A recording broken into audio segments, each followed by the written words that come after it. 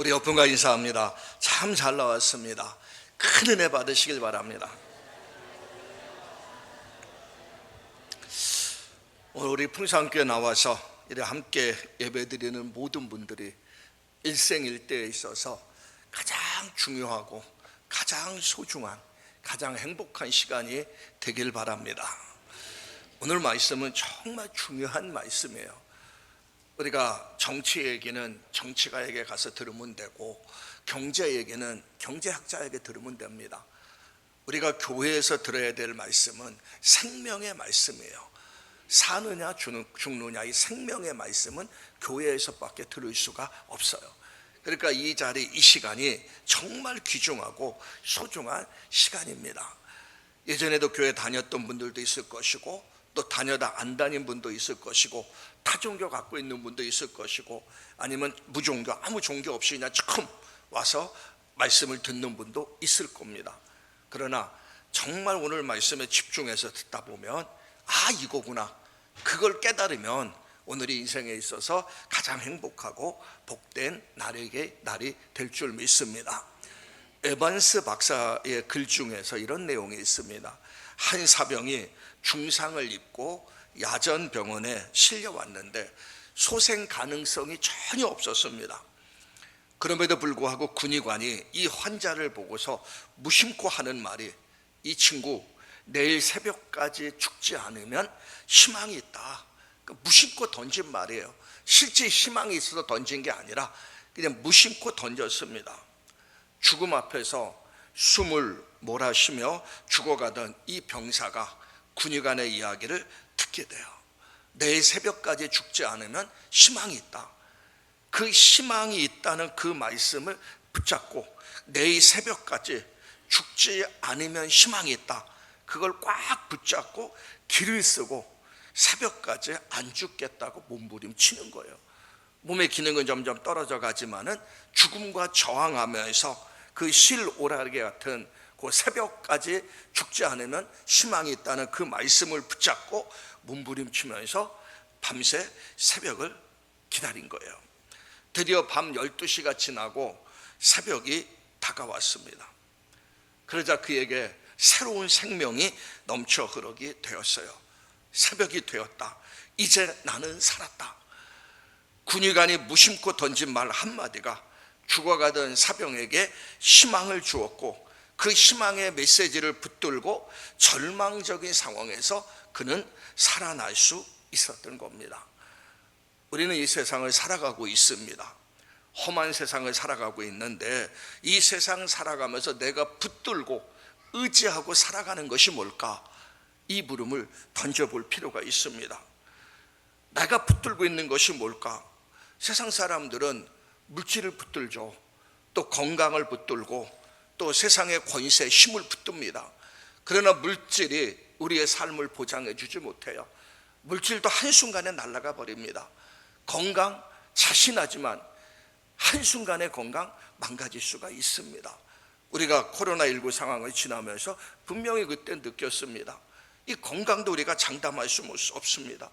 세상 권세도 한순간에 사라집니다. 이 세상에 있는 모든 것들은 유한한 것이고 허무한 것이고 사라지는 것이에요. 그것이 우리의 진정한 희망이 될 수가 없다는 겁니다. 어느 과학자가 하나님을 믿지 못하겠다는 젊은이에게 이제 설명을 해주기 시작해요. 이 과학자도 하나님을 믿지 못했는데 우주를 연구하다 보니까 그 속에서 하나님이 안 계시면 우주의 창조도 힘들고 이 우주의 운항도 힘들다는 것을 이 과학자는 깨닫게 되었고, 그래서 하나님을 믿게 됐습니다. 오늘은 좀 약간 이제 어려운 얘기를 하려고 하는데, 이 말이 정말 그래도 중요합니다. 자, 먼저 첫 번째는 지구는 1시간에 1600km 속도로 지축을 중심으로 해서 자전하고 있습니다. 만약에 지구가 1600km를 돌고 있는데 1시간에 10분의 1을 줄여서 160km로 이 지구를 돌게 되면은 밤과 낮의 길이가 10배로 늘어나게 됩니다. 그래서 낮이 120시간이 되고 밤이 120시간이 됩니다. 그렇게 되다 보면 어떤 현상이 일어나냐면 낮에 태양은 모든 식물을 태워주길 것이고 밤에 추위는 모든 생명을 얼어 죽게 만듭니다. 그래서 지구는 매 시간 1600km의 속도를 유지하면서 돌고 있어야 하루에 24시간 낮과 밤이 적절히 교차되면서 이 지구가 흘러갈 수가 있습니다. 정말 놀라운 사실이죠. 또 두 번째는 지구와 태양은 너무나도 정확한 거리를 유지하고 있습니다. 태양의 표면은 섭씨 6000도입니다. 섭씨 6000도이기 때문에 지구가 조금만 가까워지면 지구는 다 타버려지게 됩니다. 지구가 조금 멀어지게 되면 지구는 곧 얼음덩이가 되게 됩니다. 그래서 적당한 거리를 유지하면서 돌아야 이 지구는 그렇게 불덩어리나 얼음덩이가 되지 않게 됩니다. 우리가 지구본이라는 게 있어요. 우리 학생들 방 안에 보면 지구본들이 있죠. 지구본은 23도가 기울어져 있어요. 어느 장학사가 어느 학교를 방문해서 비스듬히 기울어져 있는 지구본을 보면서 학생에게 질문을 던졌습니다. 야, 이 지구본은 왜 비스듬히 기울어져 있지? 학생이 깜짝 놀라면서 제가 안 그랬다고 이렇게 답변을 했어요. 장학사가 학생의 얘기를 들으면서 그 얘기를 듣고 담임 선생님에게 그 얘기를 했습니다. 내가 이 학생에게 지구가 왜 비스듬히 기울어져 있느냐고 물었더니 이 학생은 자기가 안 그랬다고 그런다고. 그러자 이 선생님이 그렇게 이야기합니까? 어떻게 된 겁니까, 선생님? 그러니까 이 선생님이 그렇게 이야기합니다. 그 학생은 참 착한 학생입니다. 그 학생이 안 그랬다고 하면은 안 그랬을 겁니다. 이렇게 학생에게 그 선생은 장학사에게 답변을 했어요. 이 장학사가 너무나 기가 막힌 겁니다. 그래서 교장 선생님에게 찾아가서 자초지종을 이야기했어요. 도대체 이 학교는 어떻게 된 겁니까? 지구본이에게 자초지종을 쫙 설명하면서 도대체 이 학교는 어떻게 된 겁니까? 질문을 던지니까는 교장 선생님이 그렇게 답변합니다. 국산이라 다 그렇습니다. 이렇게 답변한 거예요. 참 기가 찬 얘기죠.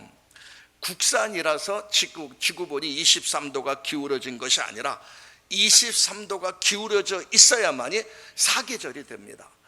이게 만약에 기울어지지 않고 정확히 서버리면 바다에 증발된 수증기는 전부 남쪽이나 북쪽으로 들어가 버리게 돼요. 그래서 온 대륙은 얼음덩이가 되게 됩니다. 그래서 반드시 지구는 23도가 기울어져 있어서 돌아야지만이 이 지구가 사계절이 정상적으로 형성될 수가 있습니다. 자, 또 네 번째입니다. 정확한 대기권의 두께입니다. 만약에 이 대기권이 지구를 둘러싸고 있는 그 대기권이 지금보다 얇았다면 하루에도 수백만 개의 별똥이 하늘에서 떨어지게 돼요. 그래서 대기권을 통과해서 우리가 살고 있는 지구 표면은 순식간에 불바다가 됩니다. 그래서 적당한 대기권이 유지가 돼야지만이 이 지구는 별똥별을 어느 정도 막을 수 있고 불바다가 되지 않는 거예요. 자, 이 정말 신기한 내용 아닙니까? 그 이런 지구가 우연하게 생기고 우연하게 운행되는 것이 아니란 얘기죠. 자, 곤충의 예를 한 가지 드릴게요. 모든 동식물은 신체적인 성장에 적절하게 제한되어 있습니다. 지구에는 수천억의 곤충이 있어요. 그러나 그 곤충이 지구를 지배하지 못합니다. 이유가 뭔지 아세요? 사람이 소유하고 있는 폐가 없기 때문에 그래요. 이 곤충들은 관을 통해서 호흡을 하는데 곤충들이 성장해서 몸이 커져도 호흡하는 관은 커지지 않아요. 그래서 성장이 제한되는 겁니다. 만약에 곤충들이 신체적인 성장에 제한이 없다면 사자처럼 큰 벌들이 생겨나게 돼요. 그럼 그 벌들에 의해서 인간은 벌에 쏘여서 멸망당할 수밖에 없습니다. 그래서 곤충은 외형적으로 성장할지라도 관이 작기 때문에 정상적인 이것을 할 수가 없는 거예요. 이와 같은 일들이 우연하게 이루어진 것이라고 생각합니까? 진화되면서 점점 발전되는 과정이라고 생각합니까? 성경은 그렇게 이야기하지 않습니다.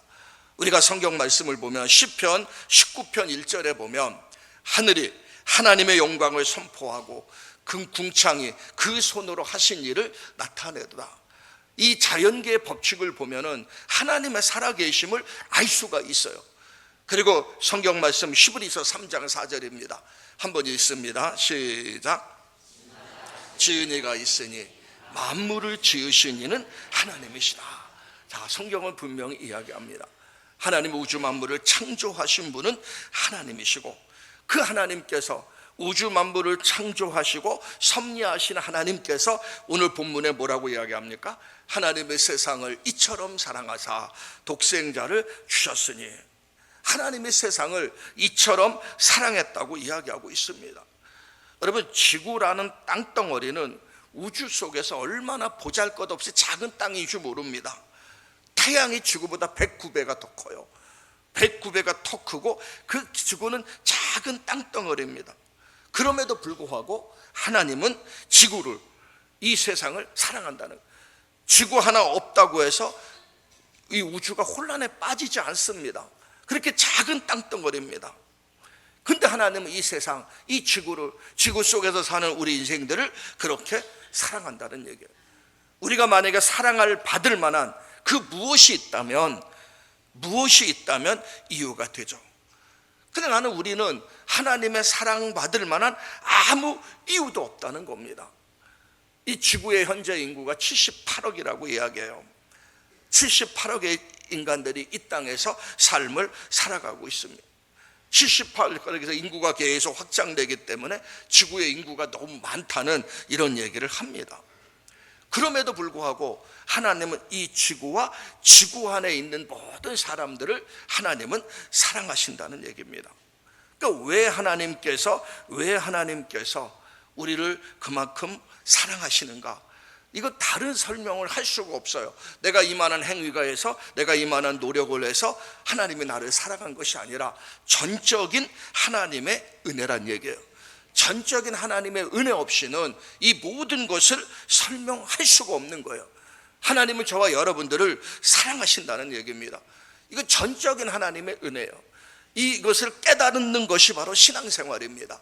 아, 하나님이 이 세상을 사랑하는구나. 하나님이 나를 사랑하는구나.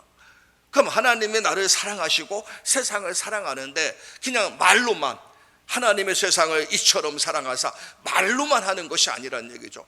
하나님이 나를 사랑하셔서 주신 가장 귀중하고 가장 소중한 선물이 있는데, 오늘 여기 본문에 보면 하나님의 세상을 이처럼 사랑하사 누구를 주셨습니까? 독생자를 주셨으니, 우리를 사랑하신 하나님이, 이 세상을 사랑하신 하나님이 최고 최선의 선물인 독생자 예수 그리스도를 우리에게 보내주셨다는 얘기입니다. 그럼 여기서 우리가 물음을 던져야 됩니다. 아니, 도대체 독생자 예수 그리스도가 왜 가장 큰 선물이냐, 가장 놀라운 선물이냐, 왜 가장 최선의 선물이냐, 이 물음을 던져야 됩니다.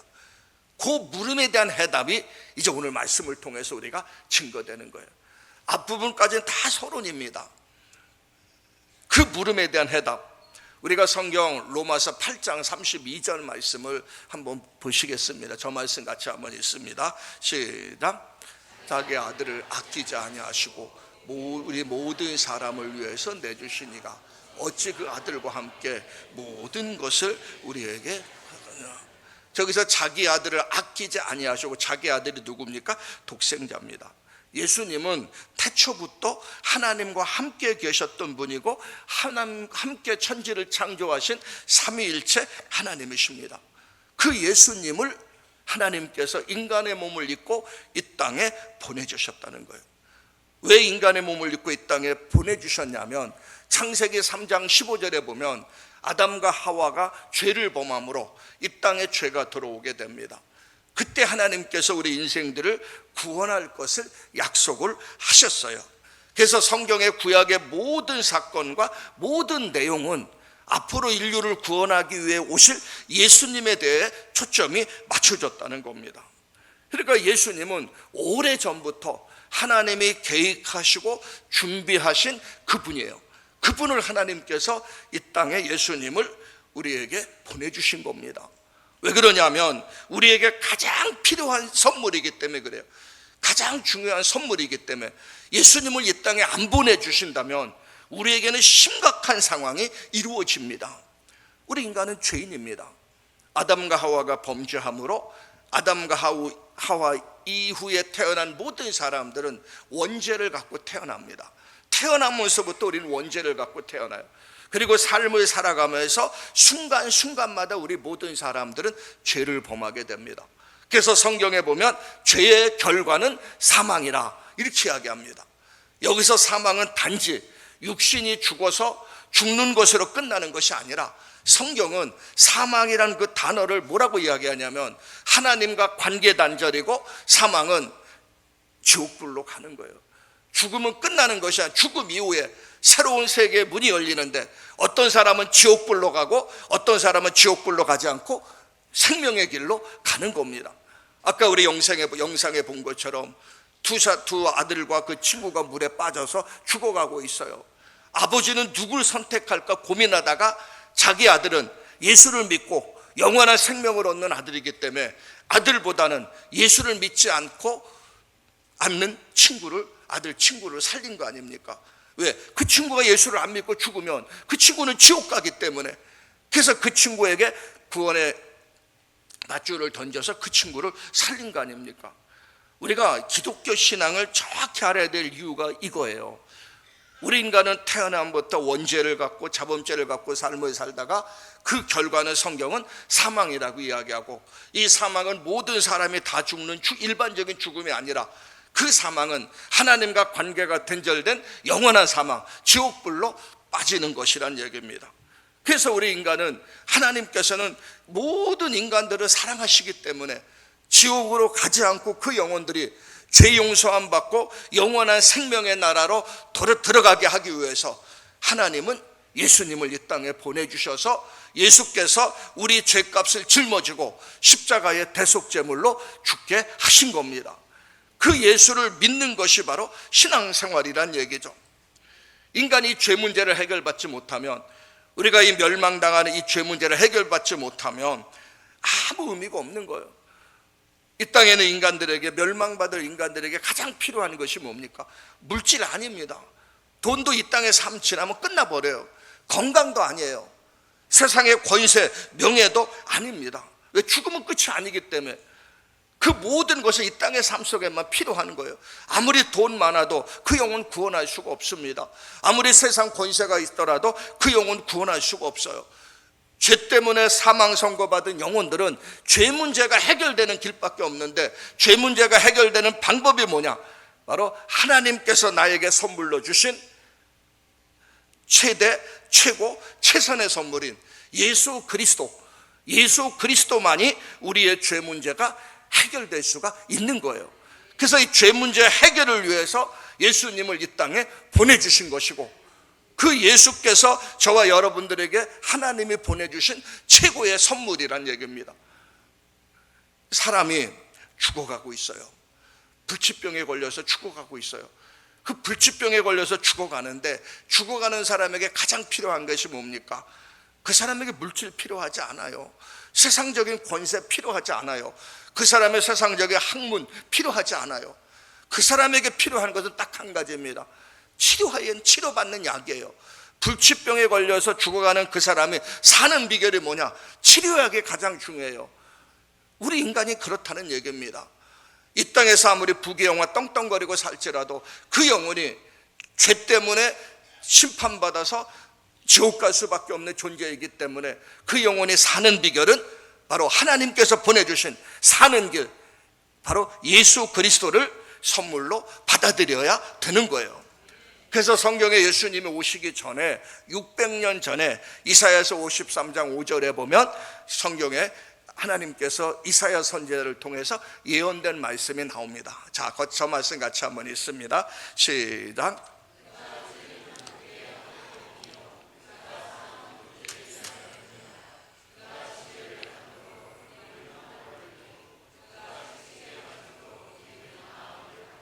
자, 말씀 그대로 놔두시고요. 그가 하는 말은 예수님이에요.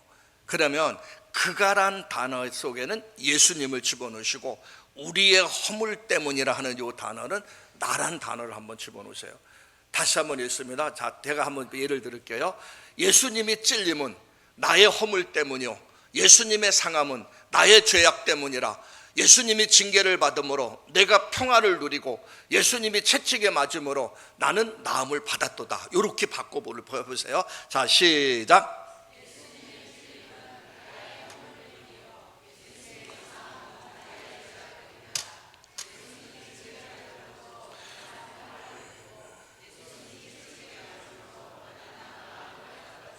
아멘.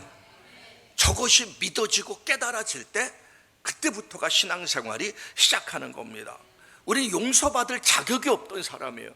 근데 하나님께서 우리를 사랑하셔서 용서해 주셨습니다. 구원받을 자격이 없는 사람이에요. 그러나 우리 하나님은 우리를 사랑해 주셔서 우리를 구원해 주신 겁니다. 그러니까 저와 여러분들은 저 사실을 내가 믿음으로 받아들이는 거예요.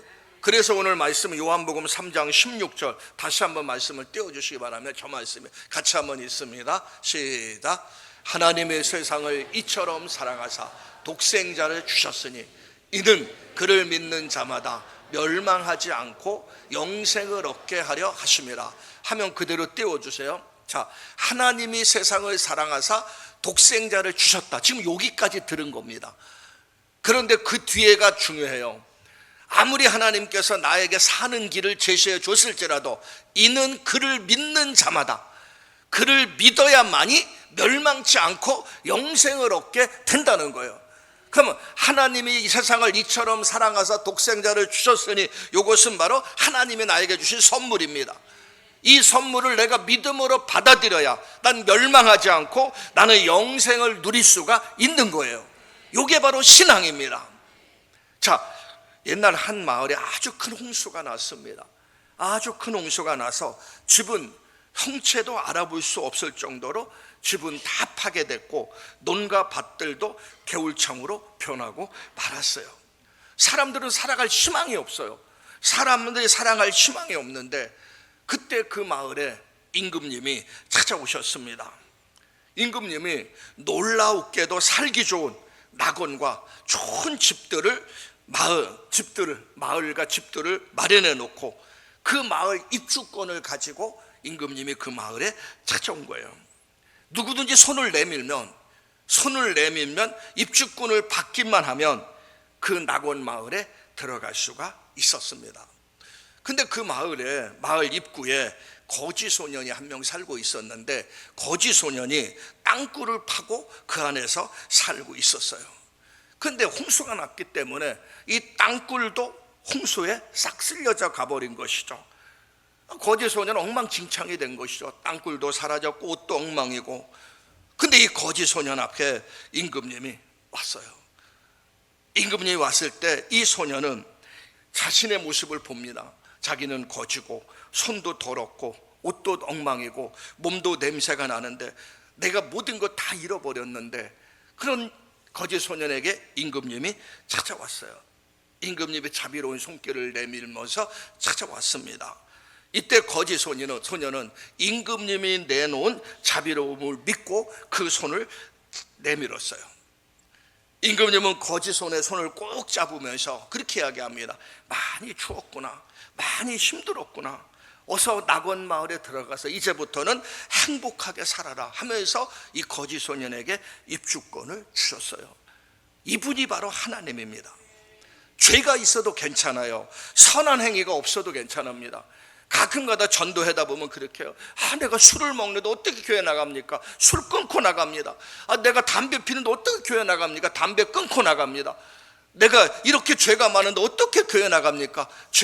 좀 바르게 살고 교회 나가겠어. 이렇게 얘기하는 분들이 있어요. 이거 기독교를 몰라서 그럽니다.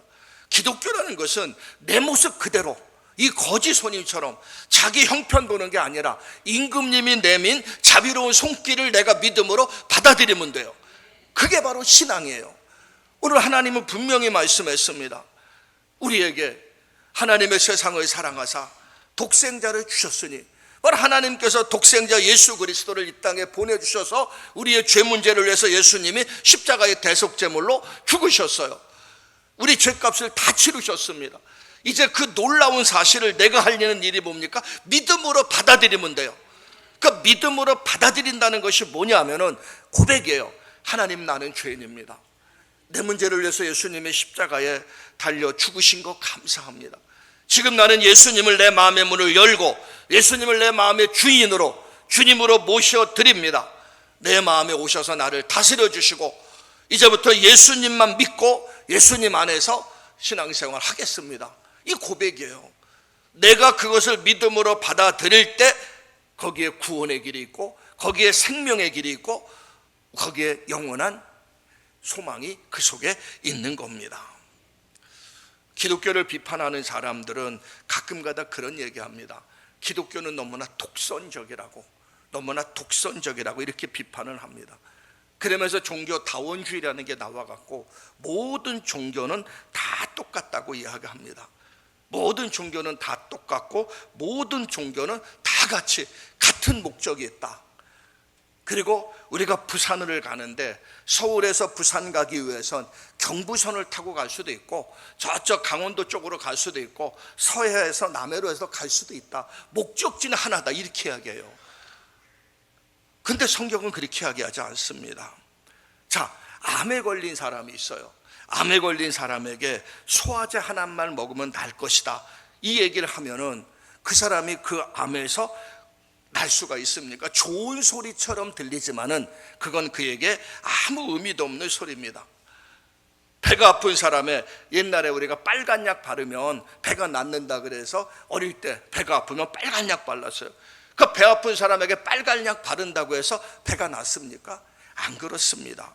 멋있어 보여도 좋은 말 같아도 우리에게 실제 생명을 가져다 주는 것은 아니란 얘기예요. 무책임한 말이란 얘기입니다. 이 기독교는 죽고 사는 문제입니다. 생명의 문제고 영원한 생명의 문제입니다. 거기에 무슨 공자가 필요하고 석가도 필요하고 마호메도 필요하고 모든 게 다 같으니까 서로 하나 돼서 아니에요. 기독교는 타 종교를 비판하지 않아요. 타 종교 자체는 그대로 인정해 둡니다. 그러나 생명의 길은 오직 하나예요. 예수를 믿어야 구원을 얻는 거예요. 성경에 분명히 이야기합니다. 사도행전 4장 12절 같이 있습니다. 시작. 천하 사람 중에서 구원받을 만한 다른 이름을 우리에게 주신 일이 없습니다. 자, 다른 이름으로 구원받을 수 없다고 분명히 이야기합니다.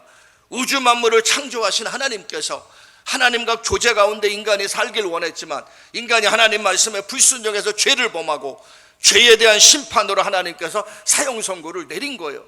그럼 그들이 죄 문제가 해결돼야지만이 문제가 해결되기 때문에 하나님은 그 죄 문제를 해결하기 위해서 이 땅에 예수님을 보내신 것이고 예수를 믿어야만이 예수님만이 우리에게 구원의 길을 가르쳐 줄 수, 구원의 길을 인도할 수가 있는 거예요. 자, 쉽게 표현하면 그겁니다. 제가 대학교 다니면서 이제 이렇게 어떤 책을 봤는데 참 기독교에 대해서 잘 표현하고 있어요. 어떤 사람이 큰 바닷가에 빠졌습니다. 빠져갖고 그 사람이 거기서 사람 몸부림쳐서 나오려고 그러지만 수영을 못하기 때문에 물속에 빠져서 계속 죽어가고 있어요. 강물이죠. 물속에 죽어가고 있어요. 그랬더니 거기서 공자가 지나갑니다. 공자가 지나가면서 뭐라고 이야기하냐면 야, 이 친구야, 군자는 대로행인데 왜 곁길로 작은 길로 가갖고 빠졌느냐. 아이고, 군자는 대로행이다 하면서 한마디 던지고 갑니다. 자, 석가가 또 거기에 갑니다. 지나가면서 그 얘기합니다. 야, 인간은 한 번 태어나서 죽는 것은 정한 것이다. 운명으로 받아들여라.